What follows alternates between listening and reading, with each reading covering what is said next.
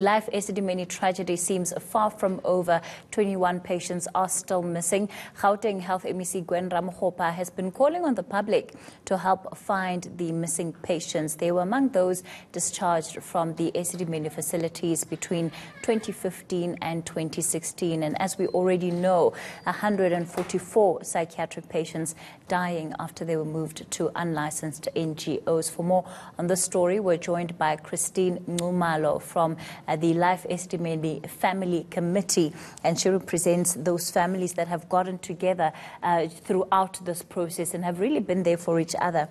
Almost 2 years on, we still have the situation of 21 people that are unaccounted for. The opposition seems to have been pressing the MEC in terms of making sure that every single one of those people is accounted for. Do you think that they've been moving with the speed and the haste that they committed themselves to initially? Evening, thanks for having me. Basically, this list was actually not missing persons. It was a list that somehow at the time the then MEC sent patients home. And what has happened is a lot of the patients we have found in other NGOs. Like, for example, in end of December 2017, there was an NGO at Orange Farm that was being closed, and some of the patients we found there. One other patient we found, just by going through the list and trying to compare, because we've got lots of lists that we were comparing at the time. And she had taken her mom home. Her mom had gotten injured through the transfer, and the NGO she was sent to wouldn't take her back because she had to go for a hip replacement, and and decided to take her to another NGO. So some of these patients are in different NGOs. I'm not sure if families are not connecting, the fact that they need to get in touch with the department or something. But yes, there are, unfortunately, some of them are unknowns on the list. So in terms of your numbers that you're working with, how many then are still unaccounted for in the system? And that's even though they may be at an NGO somewhere, as far as the health department is concerned, they haven't been found. And as far as your numbers show, you can't account for their whereabouts. Look, a lot of the patients on that list are unknowns. So we can't really say. And this goes back to the relationship that health had with Life Esidimeni, because this mess comes from that relationship. Because how they were keeping records for us was quite mind-blowing. But when you say that a lot of the people on that list are unknowns, what do you mean? It means there's no name attached to them. So there's no name attached to them, but there is just a number that indicates that there should be a name there, but there is no name. And this is something that was never really brought to the fore. But also, Life Esidimeni also needs to, to some degree account, because these patients were theirs at the time. But we've had to do a lot of cleaning up, because when we did the relocations, this list was as long as 200 at some point. And we've been reducing it. I think before the announcement of the 21 came out, we were at 53. And, we've come down to 21. But that 21 includes the names that, like I'm saying, the unknowns.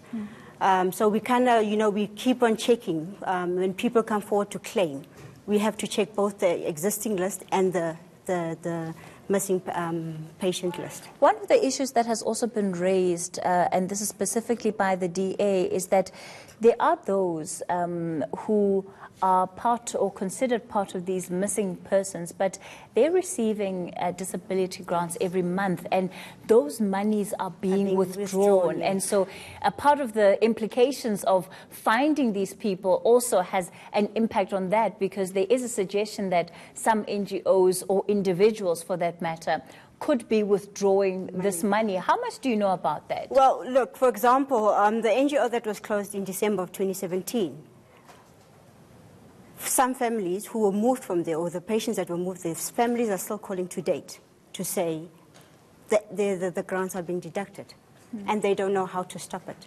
So it seems to be a trend with NGOs that regardless of the person, if the patient is there or not there anymore, they just continue to withdraw. But as far as you're concerned, do you have any members among this committee of families who are looking for loved ones that they have not yet located? No.